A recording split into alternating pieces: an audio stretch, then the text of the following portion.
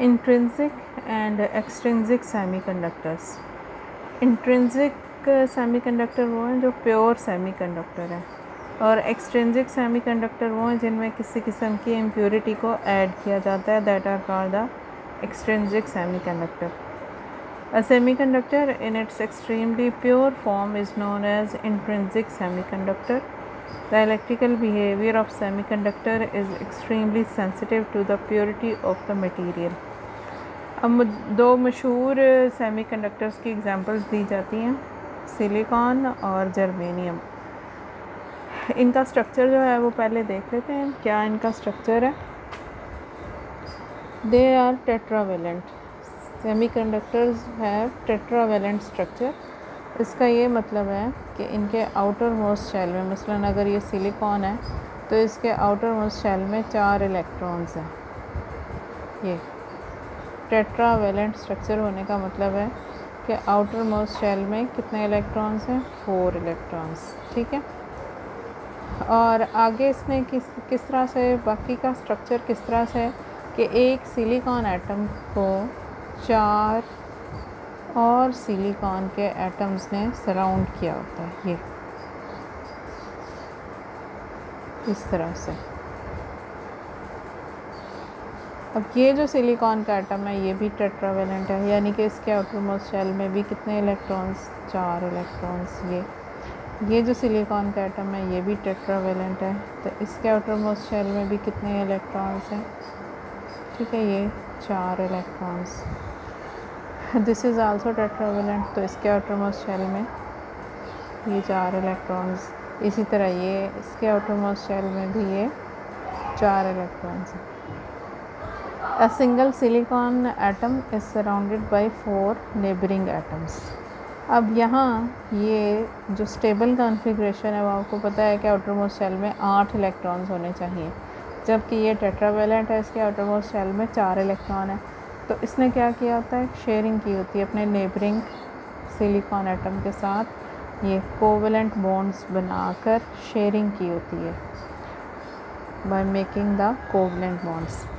अब अगर ये एक सिलिकॉन का एटम है और इसको 4 सिलिकॉन के एटम ने सराउंड किया हुआ है, तो हर सिलिकॉन के एटम को आगे मज़ीद 4 ने सराउंड किया होगा। इस सिलिकॉन के एटम को भी यहाँ एक 1 2 3 और ये 4 सराउंडेड बाय 4 नेबरिंग एटम्स। इसी तरह ये भी सराउंडिंग बाय 4 नेबरिंग एटम्स। इस तरह से ये मैंने एक स्ट्रक्चर बनाया। ये सिलिकॉन का एटम, ठीक है, और इसके 1 2 3 4 ये इसको सराउंड किया हुआ है 4 सिलिकॉन के एटम्स ने, और क्या किया हुआ है? शेयरिंग की हुई है। ये देखें हर तरफ से कोवेलेंट बॉन्ड्स बने हुए हैं। अब अगर इस सिलिकॉन एटम को देखें तो इसको भी कितनों ने सराउंड किया हुआ है? ये देखें 1 2 3 और ये 4 surrounding bye 4 neighbouring atoms.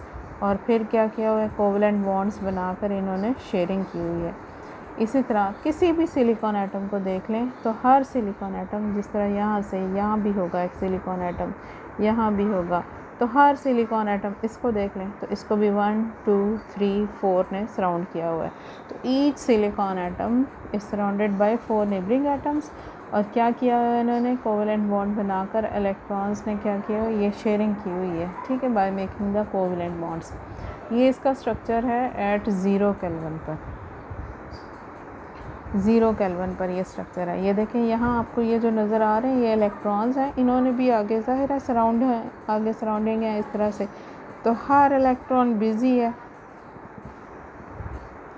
Sharing की हुई है, ठीक है, हर इलेक्ट्रॉन से। कोई भी इलेक्ट्रॉन यहाँ पर इस टाइम फ्री नहीं है, ठीक है। ये 0 केल्विन पर ये स्ट्रक्चर है। अब यहाँ कोई भी इलेक्ट्रॉन अगर फ्री नहीं है तो मीन्स कि ये इस टाइम सेमीकंडक्टर जो है वो इलेक्ट्रिसिटी को फ़्लो नहीं करवा सकता, यानी कि इस टाइम सेमीकंडक्टर बिहेव कर रहा है एज एन इंसुलेटर की तरह बिहेव कर रहा है। और ये आपने पहले भी पढ़ा था कि 0 केल्विन पर सेमीकंडक्टर बिहेव करता है लाइक एन इंसुलेटर। जब एनर्जी बैंड थ्योरी पढ़ी थी तो एनर्जी बैंड थ्योरी में ये मैंने आपको बताया था, ये देखें एनर्जी बैंड थ्योरी की फॉर्म में जब हम इसको देखते हैं तो हम कहते हैं कि वैलेंस बैंड 0 केल्विन पर भरा हुआ है और कंडक्शन बैंड खाली है, ठीक है। और जब आहिस्ता आहिस्ता टेम्परेचर बढ़ाते हैं रूम टेम्परेचर पर, तो फिर आपने पढ़ा था कि वैलेंस बैंड से कुछ इलेक्ट्रॉन जो हैं जंप करके कंडक्शन बैंड में चले जाते हैं, यानी कि फ्री हो जाते हैं और इलेक्ट्रिसिटी फ़्लो करने लग जाती है जब टेम्परेचर बढ़ाते हैं।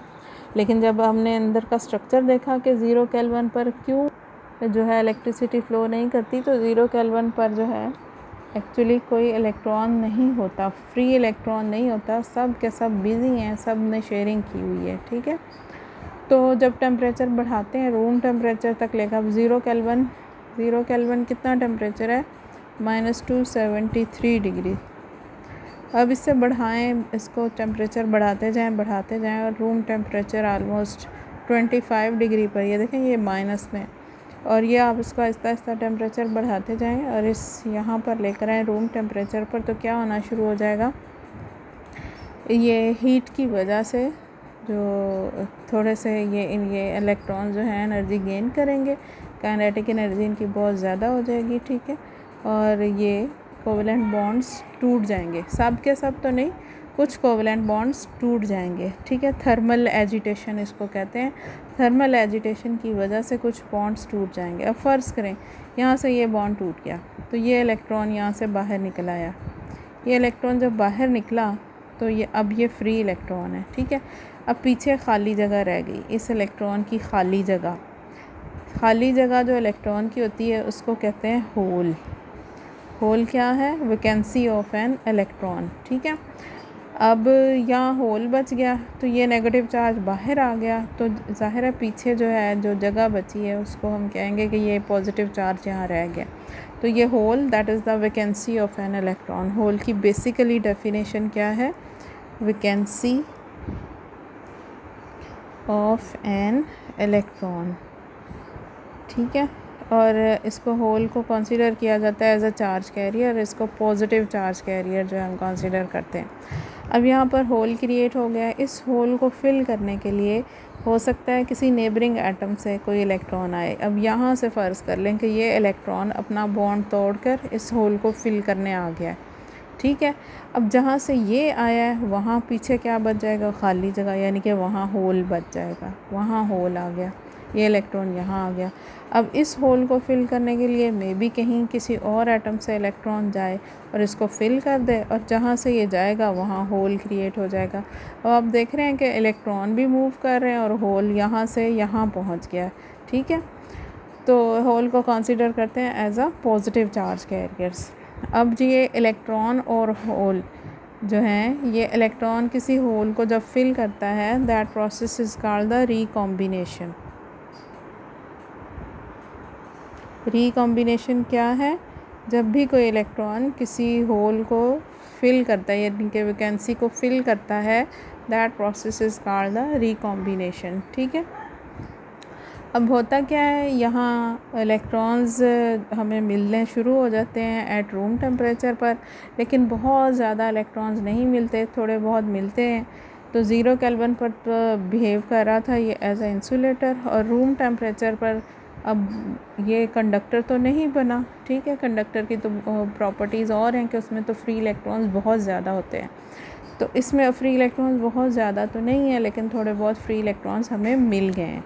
जब फ्री इलेक्ट्रॉन्स मिल गए हैं इट मीन्स कि इसमें कंडक्शन हो सकती है, यानी कि इलेक्ट्रिसिटी फ़्लो कर सकती है। तो अगर इलेक्ट्रिसिटी फ़्लो कर सकती है तो ये इंसुलेटर तो ना रहा और पूरा कंडक्टर भी ना बना। इट मीन्स कि ये रूम टेम्परेचर पर बिहेव करेगा एज अ सेमी कंडक्टर, ना पूरा इंसुलेटर है ना पूरा कंडक्टर बना, और बिहेव करेगा एज ए सेमी कंडक्टर, ठीक है।